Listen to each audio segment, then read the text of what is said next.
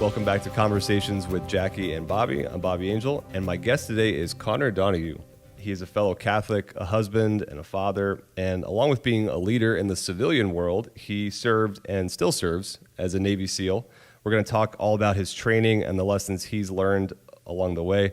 Conor, welcome. Thank you, Bobby. Good to be with you, and pleasure to spend this time and have this conversation. Yeah, so would you mind sharing a little bit about your bio and journey of faith? Sure.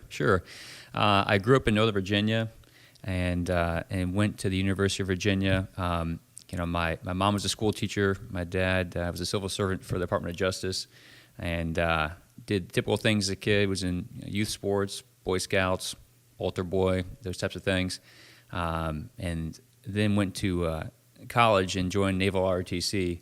And my third week of college, 9/11 happened, and that had a pretty profound effect on me in terms of, okay, if I'm going to serve our country, it's going to be during a time of war. And met a SEAL who was at the grad school there, and that also kind of led me to this path of really feeling called to be a Navy SEAL. I was fortunate to get a spot in the selection training, and went after college, spent 9 years serving as a Navy SEAL, and then got out, and now I'm in the private sector, doing the business thing, living in the DFW area with my wife and kids, and still serving in the Navy Reserves, but definitely a different life than those exciting days, but it was a great journey. Are you always a SEAL? I made the mistake. Yeah. I made the mistake of a Marine. I knew. I said, "Oh, you used to be a Marine," and Yeah. he looked at me dead in the eye. Said, "I'm always a Marine." Yeah, I don't know if I've seen folks be so worried about it or talk about it one way or the other. So I can go either way. I think you've passed a certain test, and in a sense, it's an identity, and it's a special brotherhood and community that you never leave. And so in that sense, you're kind of always a part of it. But at the same time, I definitely want to recognize that, hey, I'm not serving active duty. My skills are incredibly rusty. So it's I'm not at that level where those guys are right now, and we should all keep them in our prayers. But yeah, I think it's okay to say that. Yeah. So we go to the same parish. Yeah. And if you were to line up a bunch of guys and ask me who is the Navy SEAL or who is the Navy SEAL, Yeah. I would not have guessed you, because you're very unassuming, you're humble, you always dress better than I do. And so, like, who is most likely to sneak up behind me and, take me out? It's all part of the cover. Yeah, I guess so. And I was like, no way. And as I've gotten to know your story and your journey, I'm just like, man, like, people need to hear a little bit more of what you've learned and what you have to share. And there's a lot of interesting things about you, but we're going to dive in for this conversation to particularly your training. Sure. Because it's such a cool, mysterious thing from the outside. And Yeah. you guys are like again, how we civilians would see it is like, you guys are the best of the best. So for anyone to be considered, like, to be part of that brotherhood is just like fascinating. Yeah. And it's a formative experience. I don't think you can go through something so intense without being shaped by it. Yep. And it also really teaches you a lot about yourself. I think about the human heart. And so I know I was definitely affected by it. And so, yeah, happy to share it to the degree it's helpful. And I think a lot of those takeaways from an experience like that can apply to a lot of things in life that are difficult. But yeah, excited to talk about it. So how did you become a SEAL? How to become a SEAL? Kind of the process we went through? Right. Or, yeah. You're not like from birth, like there's something Yeah. special ordained about you. No. That you're on this path. It's something that you felt called to. Yeah, that's definitely a good way to put it. As I mentioned, it was after 9/11. I wasn't somebody that grew up knowing a lot about the SEALs. There weren't as many books and movies back then. I didn't have this lifelong dream, although many people do. For me, it was, as I said, after 9/11, meeting the SEAL who was in grad school.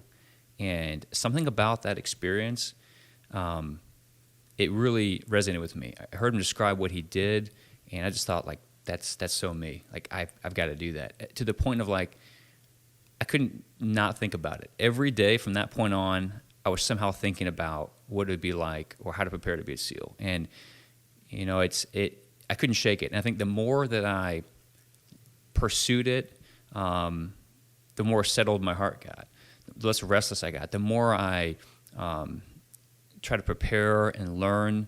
it felt like a better fit, and I felt like I was doing what I was supposed to do, you know. And it was interesting.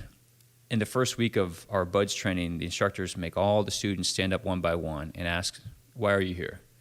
And you get a lot of answers. You know, I want to serve my country. I want to go get the terrorists. I want to be part of the best. I want to test myself. And all great answers. In fact, there's only one bad answer I heard there. And someone said, "I lost a bet." And everyone's kind of laughing. And the instructor actually stopped everybody and said, "Is that seriously why you're here?" And he's like, "Oh, yeah." He's like, "If that's why you're here, you should leave right now." Right. And really, because it's a disservice to what, you know, what you're trying to do. But you know, the only answer that came to mind for me that seemed right was, I'm answering the call. And that's what it felt like. Like, this was calling out to me, and it's what I'm supposed to do at this time in my life. And so, you know, I wasn't this physical specimen.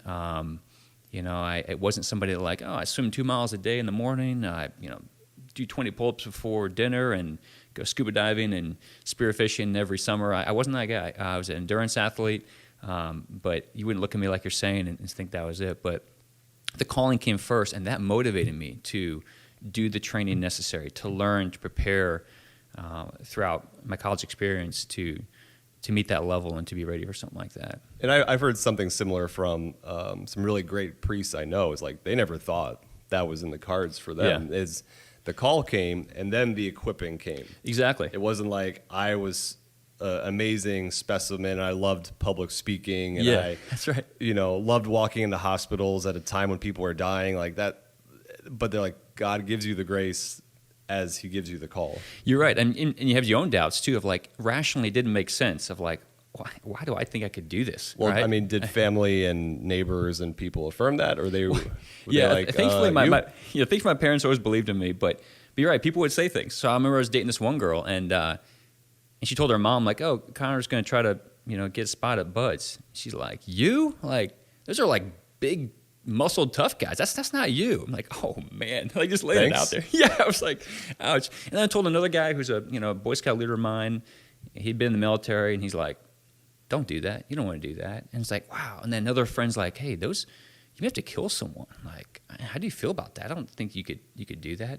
And it's funny to see people react like that. And at the same time, it was so weird how that didn't deter me. Like, those weren't the deepest thing, you know. Like, I trusted this call and the community and what I knew about the SEALs of like, these are kind of guys that I like to be on a team with. And I think focusing on the call and not focusing on all these, like, there's a lot of rational good reasons why this makes no sense. Right. Or I couldn't make it through, or I wouldn't like it if I got it through.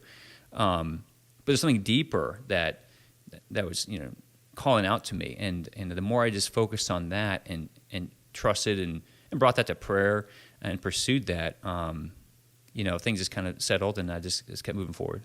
We're going to talk a lot about suffering and opting for suffering. Yeah. But I think, too, that modern mindset of, why would you do that? Like, why wouldn't you do the comfortable route? Right. I mean, that's a good question. I'm just saying, I imagine those voices too of like, oh, that's absolutely awesome. That's going to be really difficult. Yeah. A desk job would probably be easier. Oh, totally. I mean, it's one thing the instructor would say throughout training, with like, especially the worst moments, to be like, just remember, you volunteered for this. You know, like you have no one to blame but yourself, right? And there's this idea of like, yeah, why did I do that? Because on one level, especially in our society, which is like, you know, pursue comfort, you know, take things easy, look for the good life. Like, you ask yourself, like, why am I called to do this crazy thing? Like, why am I putting myself through this suffering? But at the same time, I couldn't shake it, and if I just listened to that, I was more at peace. So what is selection like? It's not just I apply and cool, now I'm a Navy SEAL. There's an intense period of you got to prove yourself. Right. Yeah.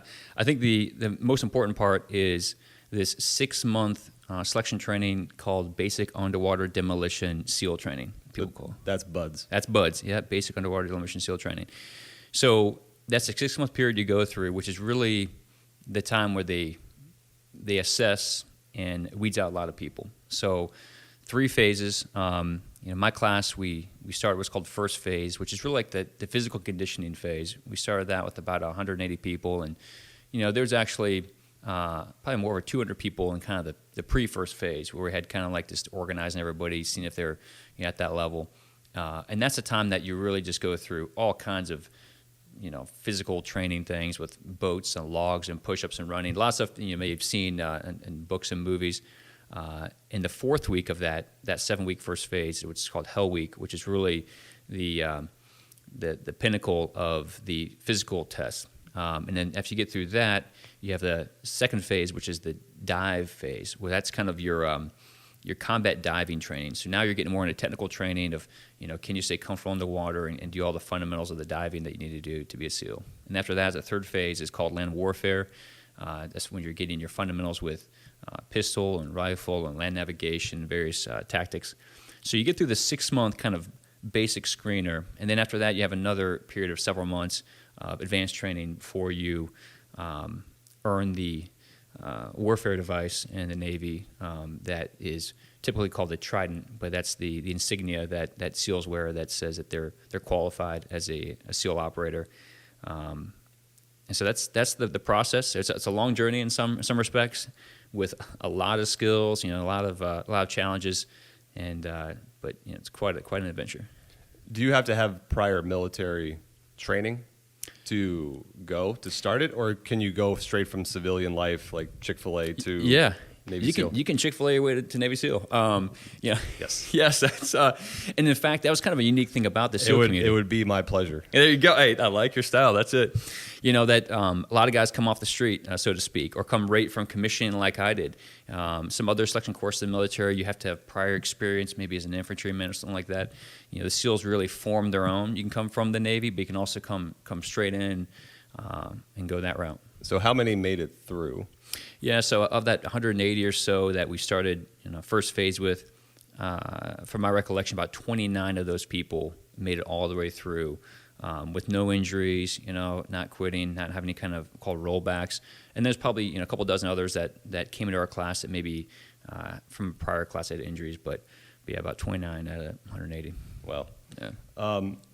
So what does it take? Like, as you said, there's kind of the Hollywood outside mindset of what a Navy SEAL looks like, the physical composition, and it's not necessarily the most jacked guy. It's not necessarily like the best swimmer. What does it take to make it through that? Yeah, I mean that's the ultimate question in terms of how do I profile someone who is most likely to get through? What attributes can I look at? I think the Navy would really like to know the answer to this question as well, because what I've heard is it takes $1 million to make a Navy SEAL. So I think they'd love to make that money a little more efficient and not have all these people that quit and don't make it and go through that. And I remember, back when I was going through, we were in 2 wars, and someone shared an article that said, hey, the Department of Defense wants to double the number of SEALs in a few years. I was like, wow, that sounds great. Yeah, I probably should do that. And after a couple of years of this program, a lot of effort on how they can prepare people and recruit, they had a net gain of 1 SEAL more than they had before. Sweet. So he's like, well, it didn't really work out too well. So it's a good question, and I think when I was going through, there's a lot of theories out there. So one was you can find out how they make it through with a psychological test. So I had to take several hundred question tests to try and look at this profile, thinking maybe that would, mental mindset is a big part of it. But that didn't really prove any results of what it took. Also, I had a physiological test at one point after BUDS where they took saliva samples and looked at, I'm assuming adrenaline and how your body responds and comes back down and focuses, thinking, okay, maybe there's something physiologically about these people and it's different, right? And that was kind of inconclusive from us. I never heard anything else about it. And so it's hard to tell. Unless they've cloned you. Well, yeah, I know that. Your doppelganger's out there somewhere. That could be the case. So there's no easy answer there. And I think there's also some theories about maybe athletes, because they've been tested, or college grads, they've gone through a mentally tough kind of program, or combine those two. College athletes, they spend a lot of time saying, all right, college athletes are what we're going to focus on. But the weird thing about it is, at the end of the day, we had guys, and they said this. They say, you'd be surprised at the end of this who is still standing in your class. And you also can be surprised who's not standing. And we had one of our fastest runners, fastest person going through the obstacle course. We had physical specimens, academy grads, college athletes that would quit. And you're like, there's no way I'd see that guy coming. And then you have these other guys who are like some 19-year-old kid who's, maybe a little pudgy, or another 20-year-old kid who's just kind of a skater background. And like that guy is just a beast. And like he's like the guy you want on your team. And I think it really speaks to, you talk about what does it take. There's certainly some minimum standards you need. You got to have some certain, to understand the rigors, Right. Right. But more importantly beyond that is there's some element that you can't measure in a test, with a psychological or physical test. And it really speaks to that element of like heart or will or spirit that you can't put onto paper easily, but you can see it in these teammates that make it through. Well, I mean, you can have the most jacked guy in the gym, but he can't walk up a flight of stairs without losing his breath. And so, physical acumen is there is something to like some general endurance. Yeah. Oh, yeah, definitely. But yeah, the matter of the heart, and I mean, cold water is my Achilles heel. Yeah. But that like, will you keep going? Right. In discomfort. Even like, man, people that talk it up, and I'm gonna go be a SEAL. And you've talked it up to friends and family, and then you ring the bell. You're right. I mean, Like, and what's going on there? But I mean, they really try to break you. Like they really do. try to get you to discomfort zone and beyond. Yes, Will you give up? that's right. And I think that's a key part of it is at some point everyone in BUD/S, particularly during Hell Week, is going to be pushed to the point of exhaustion, and that your physical gifts are not going to be there when you Right, want them. right. And if you're necessarily an accomplished athlete, you're used to always being able to draw on that well and always pull from that. And when you try to draw on that and that's completely empty, I think it'd be very unsettling. Or you're used to being able to control your environment. There's an aspect of, okay, I'm running a marathon. I know this is 26 miles. I can hold on to that 26.2. But the thing about BUD/S is there's no end point necessarily. You don't know how long I'm running with this boat on my head. Right. I don't know when I'm putting this log down. And this idea of I don't have control over the scope, the time. My gifts are no longer there physically. I think it can be very unsettling to the mind, and that can really start leading the heart astray if that voice is the one that's allowed to kind of come through and start dictating things. Yeah, and again, no disrespect to those who've gone through it and have like tapped out, because I mean, that it's such a mystique and such like an attractive thing to like us on the outside who maybe have never done that or been tested in that way of like you kind of want to know. You want to know your limits, Right? Your human limits, your physical, mental, emotional. But then when it like there's the thing of I want to know that, but then when the cold water comes and the boat's on your head, like I think I'm okay with a warm bed and a fireplace. Yeah, it is. It's a very raw experience, you could say, in a lot of respects, and you learn a lot about yourself and about others. And so, in essence, it's very humbling as well to be tested like that and to really be pushed. And so, you're right. It's something where you don't know until you go through it. Right. Like how much easier it'd be for everyone to be able to just take a test or say like, yep, this person can do it. You have to go through the experience. You have to, go through the suck to know about yourself and about your teammate. And there's no other way around it. You can't put that burden down. You got to push through to find out. Well, even the seeming lack of guardrails. Yes. Of safety, like we've become very safety obsessed. Right. And, that's not a Christian way. Like, safety is not a virtue. I heard a priest once lay down the hammer in a homily. Like, safety is not a Christian virtue. Like, we go out, we to the point of martyrdom, even. And so when you're in the water, like, you may get hypothermia. Yeah. Like, you may get injured. It's not this, like, I'm going to go and be perfectly safe by doing this training and trying to be a SEAL. Yeah. And that's the thing I really I found refreshing about it and kind of shocking about how far they'll let you suffer or let things happen to the degree of like, people got hypothermia in my class. Because we're used to like someone's in danger, pull them out that's immediately. Right. And to be clear, I don't think we were in danger of dying, and I think they knew these points. But they're much different points compared to the society we're used to. And people look at that and will say, like, that's unnecessary, that's too much. But again, what we are trying to find out about these men and going through that my class, like, you have to go deep like that because we're trying to test the heart, and sometimes you have to take it to a very extreme point in some respect physically, but you're right. Like hypothermia, and then getting sick, or the chafing with the sand getting all bloody, and like, man, they're letting this happen. They don't care. Like, it's okay. And then you're just in sand for days. You're just wet and sandy, and it's kind of like having sandpaper in your drawers. Like, it's just not enjoyable, especially when you're running like that. So, but that's like, well, okay, they're not feeling sorry for me here, and I just got to keep going. And you're sleeping how much over like Yeah. Hell Week in particular? Like how much sleep are they letting you have? Yeah, and again, so Hell Week in particular, so it's 5.5 days. You get a total of 4 hours of sleep over that period of time. You run about 200 miles. You're doing about 20 hours of physical training a day. I remember hearing someone say we consume about 10,000 calories a day during that period. I also heard, if this is true or not, someone said, one point around the time we're going through that, Maxim magazine had this list of like the 10 worst things to do to your body, and like Bud's Hell Week was number one. It's like, okay, that explains why, like, these shooting pains down my neck. My joints were like swelling. Okay, this is horrible for my body. But the point is, they're trying to test, I think, the heart and the will, and they're trying to build a team with this degree of trust among each other. Like, when it's the worst, are you going to be there for your teammate? Are you going to, stick it out? Because of the things that are going to be asked of you, you really need to know that. But you're right. We don't see that many places in our society where that's allowed to happen to that degree, and as a result, maybe we don't learn about ourselves, about the heart. I think we're a generation hungry for that.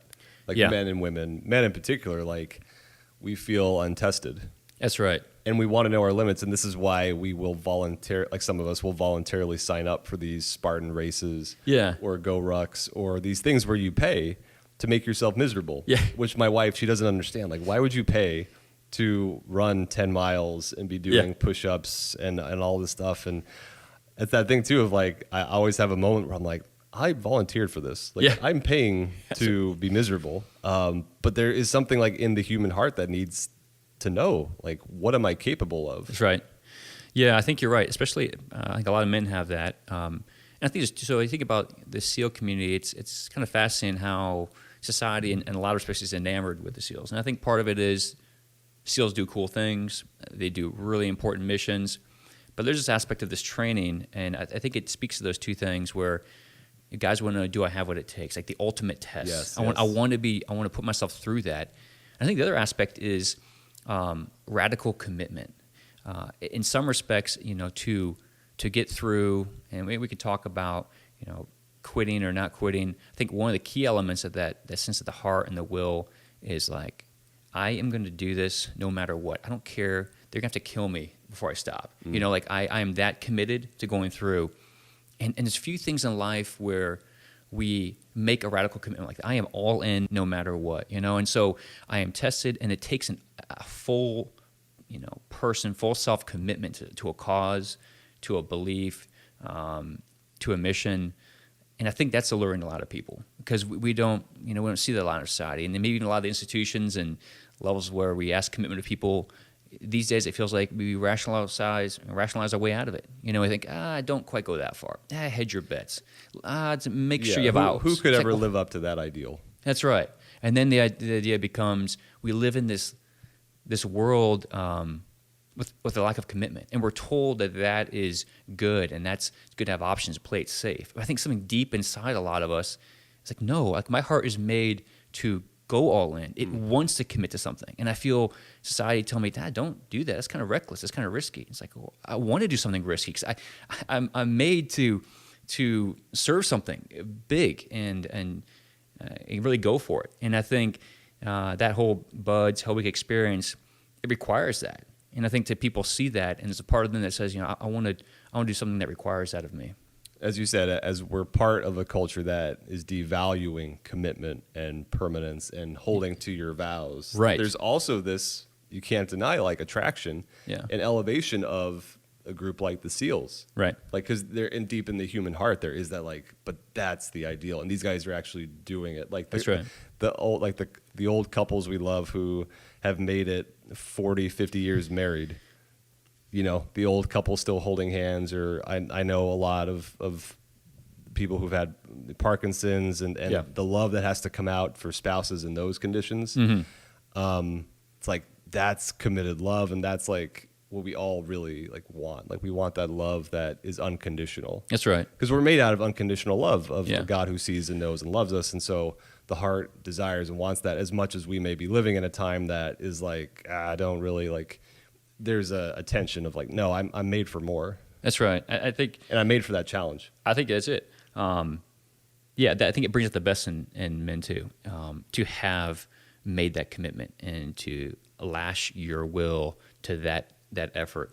And also I think it makes like I have such a tremendous amount of respect for my teammates that I was fortunate to serve with, for the guys I went through training with, because you see acts of character that are just so inspiring and humbling when you know what they're suffering and going through, because you're kind of going through yourself, and see how they respond and look out for their teammate and stay committed to seeing something through despite that. I mean, it just shows you the level of like, wow, I didn't know that's possible. And I want to live up to that as well. And I think the more we see that in others, we try to do that ourselves. It becomes gives permission to others to do the same thing, Right. And then we all kind of rise up to that standard. Right. When it comes to leadership, there's a lot of people that look up to the SEALs just as leaders, and there's been a lot of leadership books that have been written by SEAls, and there's some kind of like, again, allure of like, these guys know what they're talking about. Yeah. Because I imagine too, you quickly see like how a guy leads. You do. In those conditions. Like, Right. do you turn around and blame your team?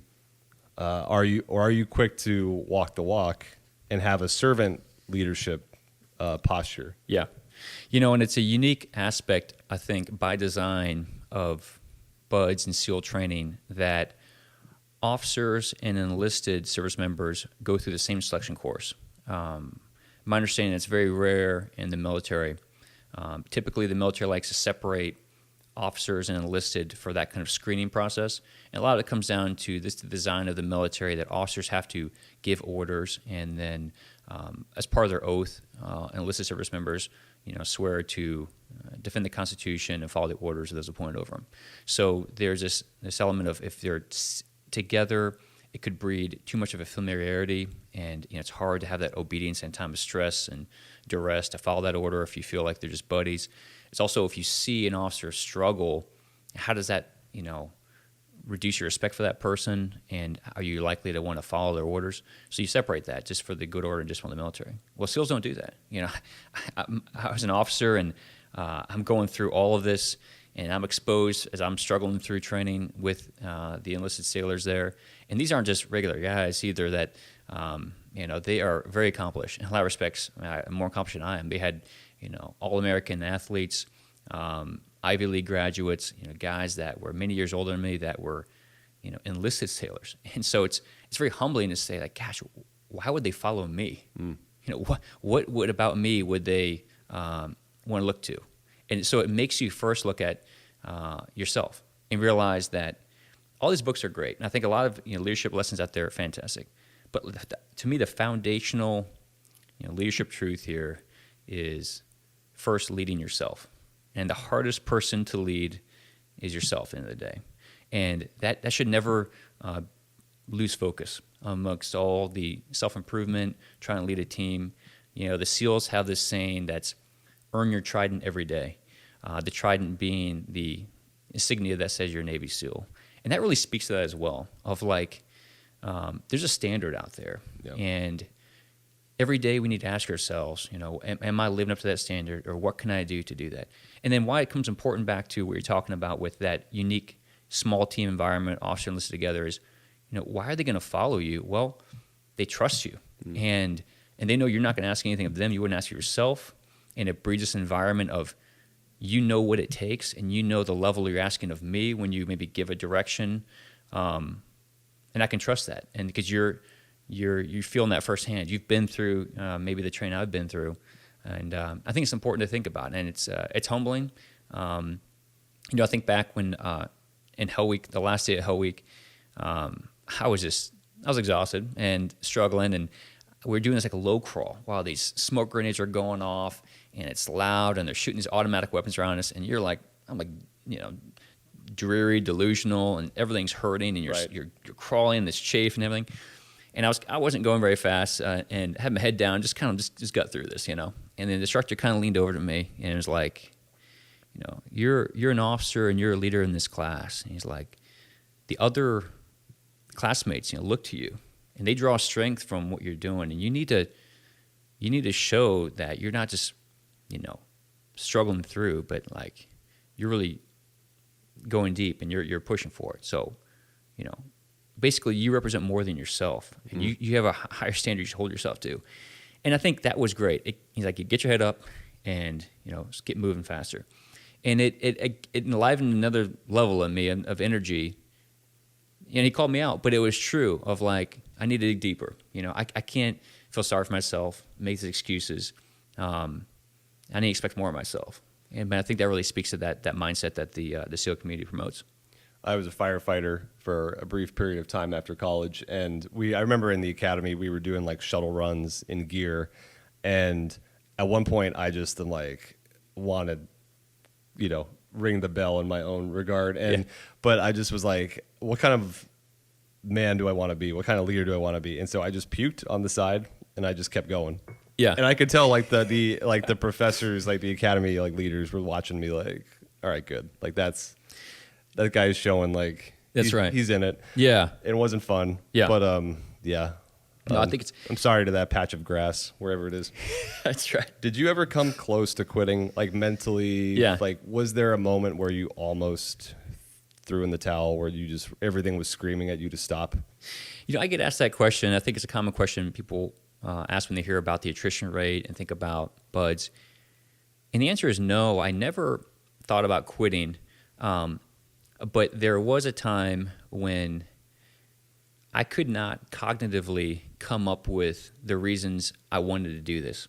I was so physically exhausted, I think sleep deprived, sore. And I think in that moment, the mind is trying to protect the body. And so if you're trying to say like, what were the reasons about this? And try and get yourself mentally excited about things. Because we're designed to survive. It's right. So it's like, what are you doing to right, me? Exactly. We need to survive. Get out of the water right now. Yeah. And so I came up like, I went there trying to be like, let me remind myself of all the great things that and reasons I want to do this. And there's nothing there. But in that moment, I just went back to kind of turn the mind off. My will was already set in a moment of clarity and years of clarity leading up to that. And now in the moment of trial is not the time to have this like intellectual debate with myself about the merits and weigh the pros and cons, because one, the mind's going to deceive me. I think, and the body's going to deceive me. And I think there's this phrase that relates to this, which is, the body is a terrible master, but a great slave. I mean, if you let the body call the shots and drive your heart where it wants to go, right, it's going to lead you astray. And it's just going to lead. I'm just going to stay in pleasure. That's and right. I'm never going to get out of my warm bed. Yes. So there is, the will, the mind, the will, the spirit that has to say, all right, listen, we have to move against. I'm in charge here. Yeah, the what mind, is, the what heart. is comfortable. That's right. That it really, and you go through these experiences, and it really validates these ancient practices of like fasting, the idea of like disciplining the body, right, and putting in check the desires of the body for you talk about comfort and pleasure of those things, because it leads you to a place where you don't want to go. And I remember I had a classmate in Hell Week who he quit, and then he said, I went back and I got a nap and a shower, got some food, and then I kind of a few hours later, all of a sudden I was like, why did I do that? Why did I quit? And this sense of regret that he felt, so much so he ran back to the instructors and said, hey, I made a mistake. I want to get back in Hell Week right now. I want to get joined. I don't know why I did that. And they were like, no, like you can't. Like they've been suffering out here. Why would you think that you could just jump right in after that? Which it was kind of odd, but it spoke to the yearning and this deep, I think, regret he felt, because he let the body make all these, at the moment, made total sense. And later, you heard him saying, he's like, I don't know why I did that. It felt like a different person that quit, that lowered the standard on myself. And I think it reinforced that, I was thinking, well, maybe he's in the same place I was, which he tried to ask himself like I did. And if you start going down the road, you entertain this of like, maybe I don't want to make this commitment. Maybe all in is a little too crazy. Maybe I could, get the same sense of satisfaction by, going not quite as far. Like you start hedging all these things we can do in any commitment in life, or anything, any trial. And it leads to a place that maybe we don't want to go when we're through it. But that was the main takeaway was, in those moments, just kind of like turn off the mind, and all things. The body's, they had this phrase in Buds, which is true of, like, the body is capable of 10 times more than you think it is. Mm-hmm. And you think about it, like, it doesn't know, like, how far to go. Right. Like, knees are swollen and chafed and sore. Like, okay, keep running. We're supposed to keep running. We're going to keep running. Like, it doesn't know to stop. And so it's fascinating. Sometimes I don't think we give ourselves credit for the power of the will of the heart. I mean, it's tremendous what, you hear these stories of in moments of survival and what people can do. But I think that's within every person. And I think that's a fascinating thing of there's that power of the will that we can train and develop and cultivate. And it's pretty remarkable. Well, and it takes those extraordinary circumstances to, like, bring it out of us. That's right. Because of my own will, it's like, I would love to do X, but, I'm tired. And we're going to call it now. It's like, okay. But you can't say no in some of those situations, or your team's going to suffer. I imagine, too, like, the point of it is not just to test you individually, because I love, again, the stuff I was always, like, again, an individual athlete. Right. Of like track and swimming, and I stay in my lane. No one touches me. Yeah. But it's my score contributes to a team, but it's different versus, like, no, there's dudes, like, literally suffering next to me, and if I loaf, if I downshift in how much I'm giving, the team suffers. That I think is a key point that I think gets lost in a lot of maybe the glorifying of SEALs, is that Buds is a team sport. The SEAL teams are called that for a reason. That it's a team, and you're right. Yep. It's not Buds is not a test of physical strength, although there's certainly a lot of physical things that it tests. It's also not a test, essentially, of toughness, enduring the sucky things. Although a lot of sucky things you have to endure, and it's not a test of doing scary things. Like you do things like drown proofing and underwater swims and things that are I'm smiling because a part of me is like, that sounds like a ton of fun. Yeah. Like, I know it's miserable. Yeah. But part of me is like, I would love to know, like, what I could handle and what I couldn't. Yeah, and I think, but ultimately, all those things are elements of the deeper thing it's trying to test, which is what makes a teammate that you would trust in the worst possible circumstances. Right. That is what they're trying to find out, and that's why you're in a boat crew. You're lifting that log as a team. There's that team aspect, and then that almost like shame you can feel that can be motivating. That fear of letting down your teammate, of not holding the standard, of they're going to suffer because I shirked, so to speak, like that. And it's fascinating also to see in the extreme suffering the responses it gets when people do those things, and how people call them out if someone does that, and you feel it's revolting to want to do that, to look out for yourself. Because you know what they're going through, because you're suffering too, and that's, I think, a big aspect of it. And I think also in today's culture we don't have too many things there. We have this sense of commitment to the team, where I feel viscerally what they're going to go through because I'm suffering as well, and then it motivates you to maybe try to strive for a higher level of performance, of character, not for your own glory and congratulatory, but more because I don't want to make my teammates suffer because I'm trying to go easy on myself. Well, in the spiritual life too, I know there's some men's groups or Exodus 90 or these kind of things where if I fall, like I may be in a group text or forum like that, and if I fall to unchastity or to I don't know, like I have to text my team, and then everyone has to fast the next day. That's it. Accountability, right? So there it is. Like I will let the team down. And it's not just to white knuckle it. It's really like we're trying to make each other better. That's right. And pulling greatness out of each other with God's grace, of course. Yeah. So when it comes to like the log and the boat, it's not that you guys are handling logs and boats every day.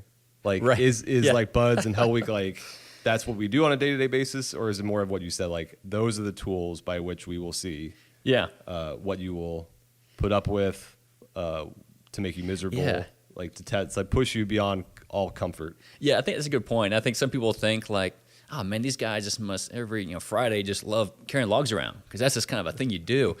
And I'll be honest, like I have not touched another telephone pole log since Buds. Good. Why would you? That's just ridiculous. And I think that's a misconception out there. I know a guy I know who's got a podcast was talking about elite athletes and how a lot of elite athletes want to go through these experiences you talked about. They're like SEAL-like things of getting wet and sandy, carrying a log. And his thought was, that's crazy. Like, you need to do sport-specific training. That's Navy SEAL training. Why would you do that if you want to become a better runner, or weightlifter? You should do your sport. And I heard that, and I thought, well, that's kind of odd, because the things they're doing aren't even Navy SEAL training as you thought it was. Like, right. You think we do that stuff? We do not do that. And I think it speaks to that deeper truth of why did the Navy put BUD/S candidates through that, and why do these elite athletes want that? It's not to be a better log carrier, but it's that testing the heart, and that's the deeper thing, that we need to put ourselves in those circumstances in life sometimes where it pushes us to remind ourselves, to teach ourselves that lesson. It really draws out, hopefully something more honorable in the way we endure that test. Silly question. Was it worth it? Yeah, it definitely was. And I think it's that question you think about of ahead of time, like, man, this is going to be a lot to go through. And, I remember the hours before starting Hell Week, our class proctor, he's an instructor who's assigned to us, he knew what was coming by more than we did. And he just said, like, hey, guys, I'm just going to let you know, like, this, for me personally, like, it's totally worth it. He's like, and in fact, if I had to go through a Hell Week every year to remain in the SEAL teams, I would do it. And I think at the time, we couldn't really understand. We just had to trust what he's saying. I think that's what he wanted, is to, like, just hear it from me, because it's there might be times when you're like, why am I doing this? And probably a lot of trials in life, you can feel that. And I think part of what he was talking about from my experience is you're part of a team that has also been through that and has a level of commitment to each other and a certain trust in each other, and you learned a lot about yourself, that there are very few places, in society to get that. And that's invaluable to have that learning. And you can draw on that experience, certainly throughout your time in serving, but, throughout life, because there's a lot of things that require suffering, commitment to a team, and sacrifice. And what a gift, in a sense, to be able to have that experience. In a weird way, like, that suffering becomes a great source of wisdom. But so you had some naysayers or people that were like, you, a SEAL? yeah, So you made it through. yeah. And what was the reaction after the fact? I don't know. You, a SEAL? Maybe maybe they're still incredulous. No, I think The incredulous of yeah. like, you did it? Yeah, that's right. Maybe that was it. No, I think people just at that point are,